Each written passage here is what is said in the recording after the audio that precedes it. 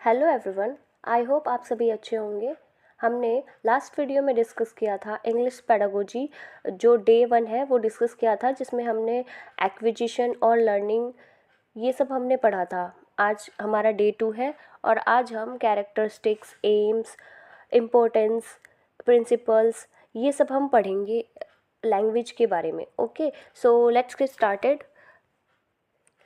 और अगर आपको हमारा सेशन पसंद आता है तो प्लीज़ सब्सक्राइब और लाइक कीजिए। और अगर आपको कोई भी नोट्स चाहिए तो आप हमें टेलीग्राम पे ज्वाइन कर सकते हैं। So characteristics of language.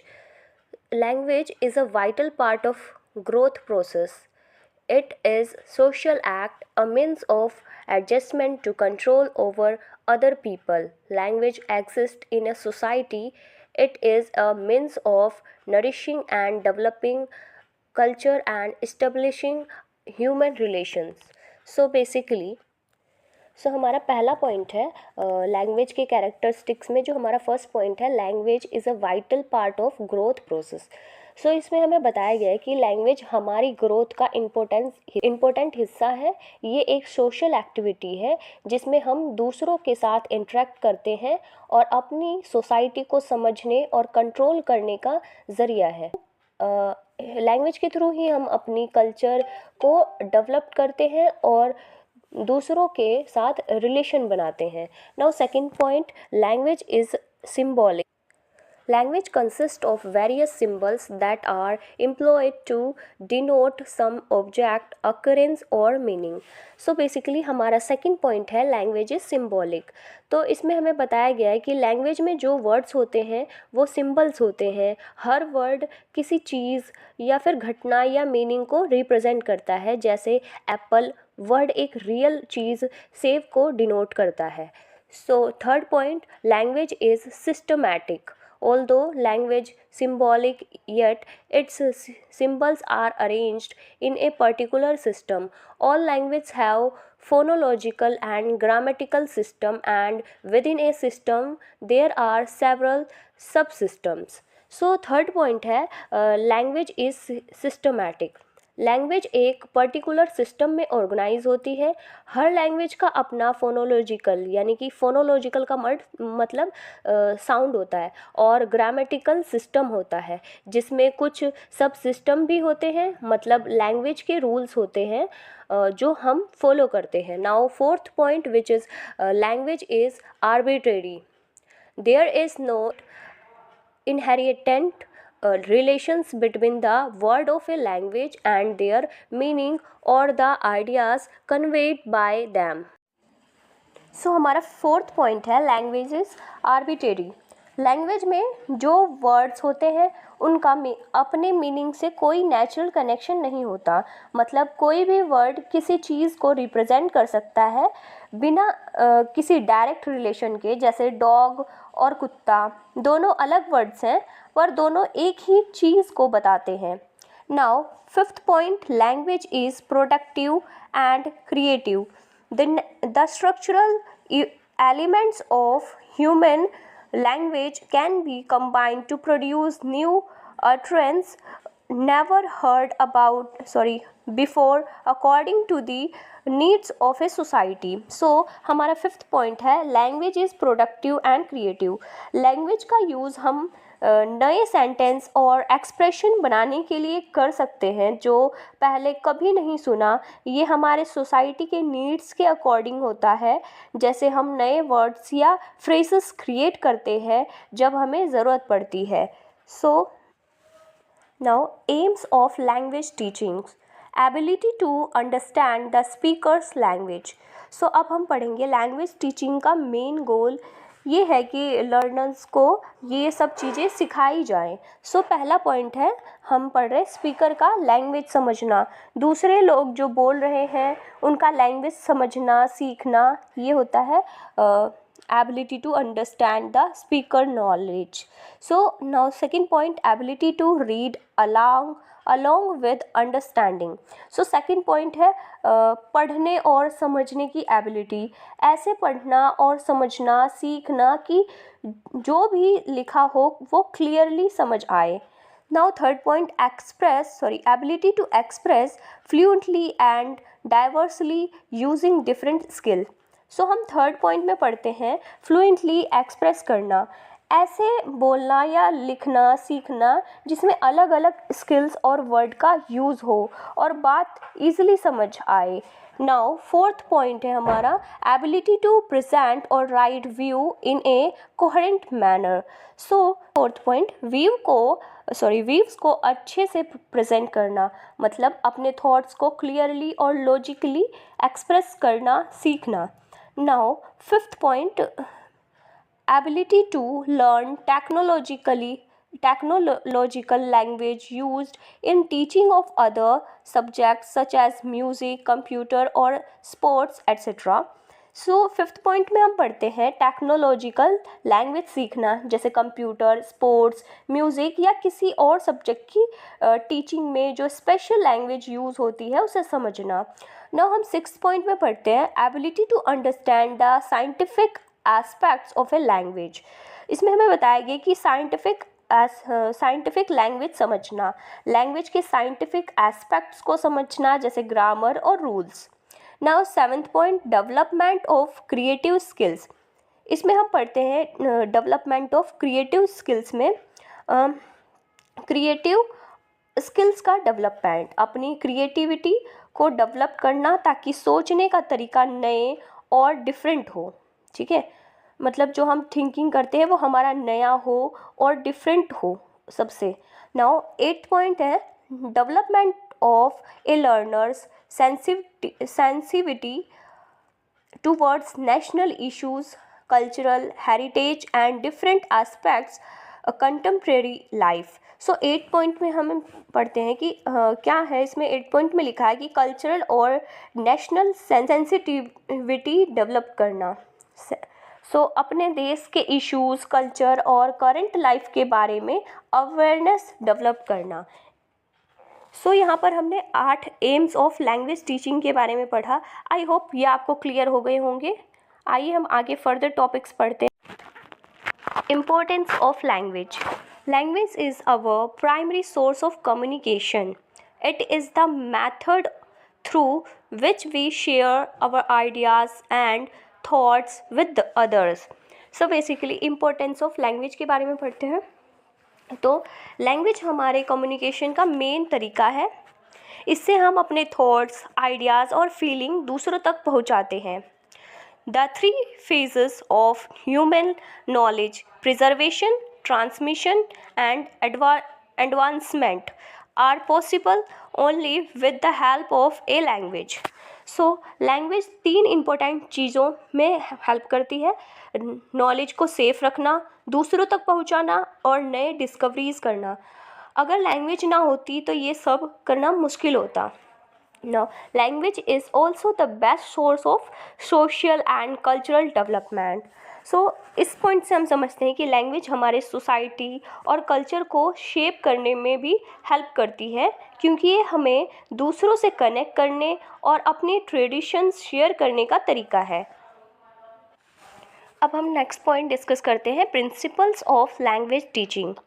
Basically first point है theory of motivation and interest. Motivation is an important factor in language learning, particularly in learning a second language. English resources and textbooks should be selected according to the interest and aptitude of students. Theory of motivation and interest. इस point से हम क्या समझते हैं? Motivation is a key factor in learning a language, specially A second language like English. अगर students को उनकी interest और एबिलिटी के हिसाब से इंग्लिश बुक और रिसोर्सेस दिए जाएं तो उनका लर्निंग प्रोसेस ज़्यादा इफ़ेक्टिव होता है। मतलब अगर जो मटेरियल दिया जाए वो उनके चॉइस के अकॉर्डिंग हो तो वो ज़्यादा सीखते हैं। Now, theory of limitation. According to many psychologists, the child learns a language through imitations. Good speech is the result of imitating good pronunciation and vocabulary. So basically second point, theory of imitation. इसमें हम क्या समझते हैं कि जो psychologist कहते हैं कि एक बच्चा लैंग्वेज सीखने के लिए ज़्यादातर इमिटेशन करता है। अगर कोई अच्छी लैंग्वेज प्रोनाउंसिएशन और वोकैबलरी को फॉलो करे तो उसका अपना बोलने का तरीका भी अच्छा हो जाता है। मतलब हम जो कुछ सुनते हैं और देखते हैं वो सीखते हैं। Now theory of habit formation, language learning according to Palmer is essentially habit forming process, a process during which we acquire new habits. So theory of habit formation, इसमें हम क्या समझते हैं? पाल्मर कहते हैं कि लैंग्वेज लर्निंग एक habit बनाने का प्रोसेस है। जब हम लैंग्वेज सीखते हैं तो हम नई आदतें डेवलप करते हैं जिससे हम नेचुरली लैंग्वेज को अपना लेते हैं। ये एक स्टेप बाय स्टेप हैबिट बनने का प्रोसेस होता है। Now theory of exercise, practice or drill. According to B.F. Skinner, psychological experiments have proved that practicing and drilling play an important part in language teaching. So, theory of exercise, practice and drill. इसमें हम क्या पढ़ते हैं कि जो B.F. Skinner के हिसाब से अगर हम लैंग्वेज को प्रैक्टिस करते हैं और ड्रिल करते हैं, जैसे बार बार किसी चीज़ को दोहराना, तो हमारे लैंग्वेज स्किल बेटर हो जाते हैं। साइकोलॉजिकल एक्सपेरिमेंट्स भी ये प्रूव करते हैं कि प्रैक्टिस और मेडिटेशन से लैंग्वेज टीचिंग में मदद मिलती है। मतलब जितना ज़्यादा हम प्रैक्टिस करते हैं उतनी ही अच्छी लैंग्वेज सीख पाते हैं। Now theory of individual difference, every child is unique and different from others. In language teaching, we have to keep in mind that learners possesses different abilities, personalities and belong to different backgrounds.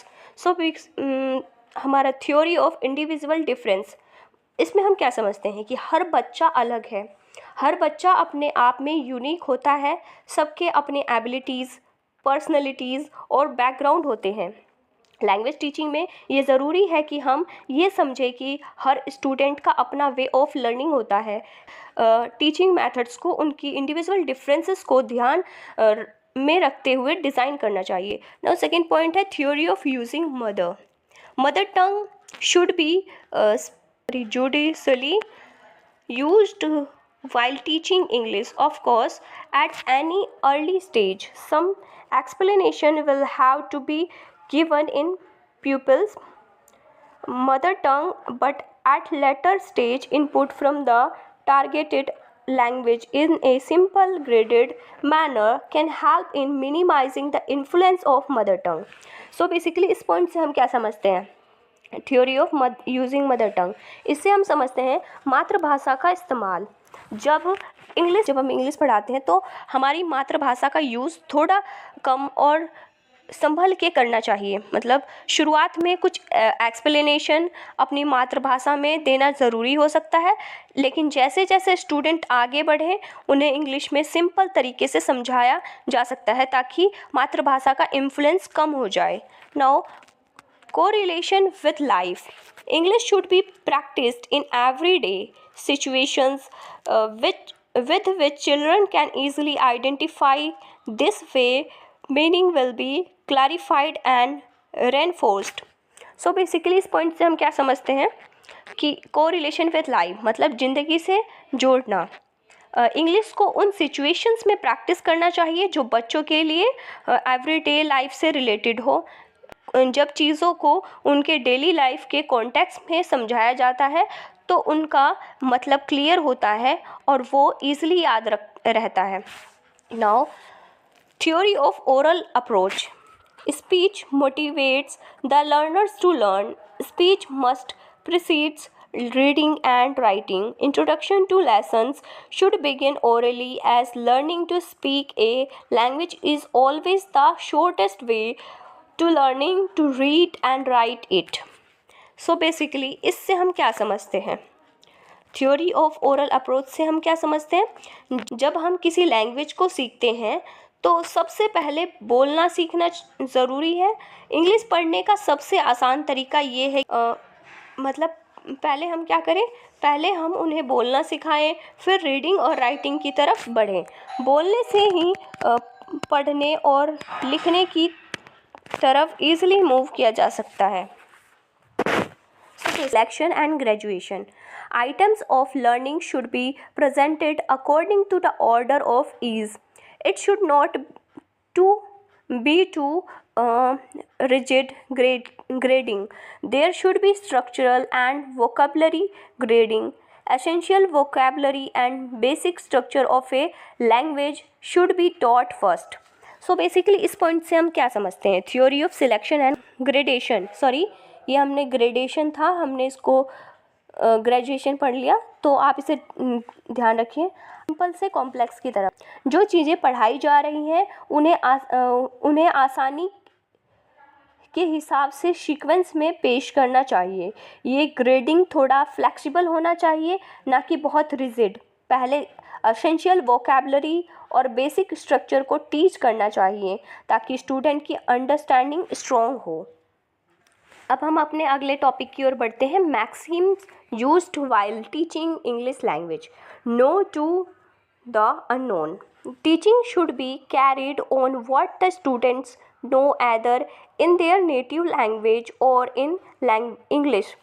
It is considered that all knowledge lays the foundation of new knowledge. So basically इस point से क्या समझते हैं, no to unknown से, ये maxim का मतलब है कि जब हम इंग्लिश पढ़ाते हैं तो हमें स्टूडेंट्स को उन चीज़ों से स्टार्ट करना चाहिए जो उन्हें पहले से पता हो, चाहे वो उनके अपने लैंग्वेज में हो या इंग्लिश में। मतलब जो पुराना ज्ञान उनके पास है उसी से नए ज्ञान का फाउंडेशन बनाया जाता है। नाउ एग्जांपल से समझें, pronunciation in English grammar should be taught when the learner has a knowledge of noun. So examples में हम समझते हैं कि अगर स्टूडेंट को नाउन के बारे में पता है, ठीक है, तो उन्हें प्रोनाउंस इंग्लिश में सीखने में आसानी होगी। Now second, simple to complex. Simple things and vocabulary should be taught first before proceeding to complex structures or vocabularies items. By learning simple things, learners feel motivated and confident that would certainly help in better understanding of complex things.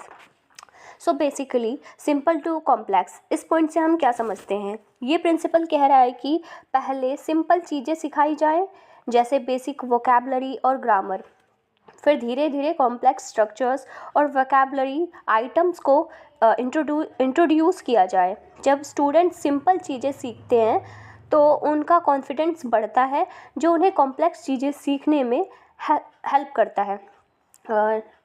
अगर हम example से समझें तो पहले cat और dog जैसे simple word सिखाओ, फिर पेरिफेरल या फिर काउंटर प्रोडक्टिव जैसे कॉम्प्लेक्स वर्ड्स इंट्रोड्यूस करो। Okay, now concrete to abstract. Concrete things are real things which can be seen and felt by our senses. Abstract things can be just imagined. Teaching done with the help of concrete objects lasts for a longer period. So basically इस point से हम समझते हैं concrete to abstract से, ये maxim ये कहता है कि हम जो चीज़ें देख और महसूस कर सकते हैं उन्हें पहले पढ़ाएं, कॉन्क्रीट चीज़ें, फिर उन चीज़ों को पढ़ाएं जो सिर्फ दिमाग में सोची जा सकती है, यानी कि इमेजिन किया जा सकती है, जैसे कि अब्स्ट्रैक्ट चीज़ें जो हम कॉन्क्रीट चीज़ों का यूज़ करते हैं तो वो ज़्यादा अच्छे से समझ में आती हैं और ज़्यादा देर तक याद रहती हैं। So, example, a learner can imagine about a golden apple only if he has seen an apple. So basically हम इससे क्या समझते हैं, एग्जाम्पल है ये, इसमें लिखा है कि अगर आपको एप्पल का कॉन्सेप्ट समझाना है तो आप रियल एप्पल दिखाएं, मतलब जो स्टूडेंट्स हैं उनको रियल एप्पल दिखाएं, उससे ज़्यादा क्लियरिफाई समझ में आएगा। फिर जब आप ट्रूथ या लव जैसे अब्स्ट्रैक्ट कॉन्सेप्ट पढ़ाएं तो स्टूडेंट को उनको समझना आसान होगा। So now analyse to synthesis. When teaching is done from detailed teaching of summarizing, we go from analysis to synthesis. Example, if a learner is taught different tenses with example, he is able to understand sentence structures easily. So basically इस point से आप क्या समझते हैं कि जब आप किसी चीज़ को पहले डिटेल्स में समझाते हो फिर उसे एक समरी बना लेते हो, तो ये एनालिसिस टू सिंथेसिस का प्रोसेस होता है. एग्जाम्पल, अगर आपको टेंसेस या टेंसेस की अलग अलग एग्जाम्पल के साथ टीचिंग मिलती है तो आप इजीली सेंटेंस स्ट्रक्चर समझ सकते हो. Now introduction to deduction. In induction method, we give some example first, then try to reach on a conclusion. In deduction, first of all a rule is explained, then some examples are given. So basically इस point से हम समझते हैं कि induction में पहले examples दिए जाते हैं और फिर हम कंक्लूजन निकालते हैं. डिडक्शन में पहले एक रूल या प्रिंसिपल समझाया जाता है, फिर उससे रिलेटेड एग्जाम्पल्स दिए जाते हैं. Now, psychological to logical.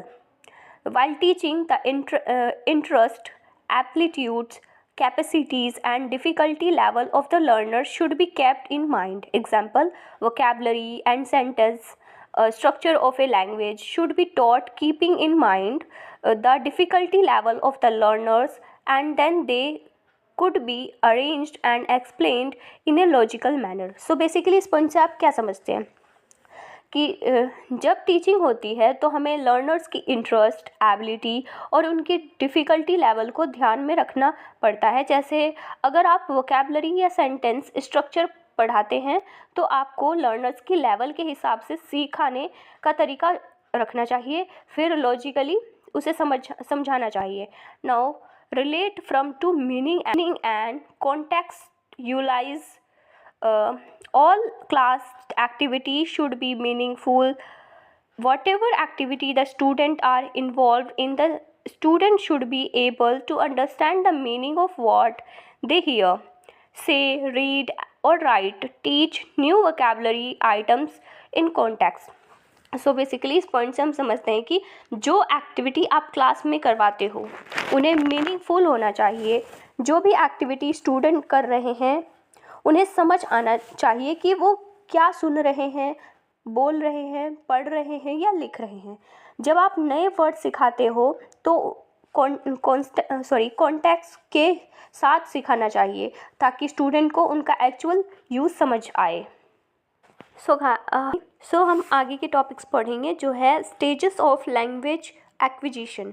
So first point है कूलिंग 6 वीक्स. सो बेसिकली ये स्कूलिंग होता क्या है?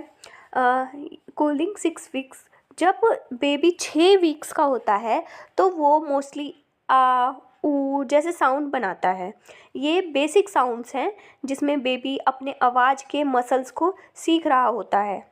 Now 2 point bubbling about 6 month. ये क्या होता है? जब बेबी 6 महीने का होता है तो वो बा बा दा दा जैसे सैपल्स रिपीट करने लगता है. इस स्टेज में बेबी अपने माउथ मसल्स को ज़्यादा कंट्रोल करना सीखता है. Now third, 1 word stage around 1 year. So इस स्टेज में क्या होता है? जब बेबी लगभग 1 साल का होता है तो वो एक एक शब्द बोलना शुरू करता है, जैसे मामा, पापा या फिर दूध.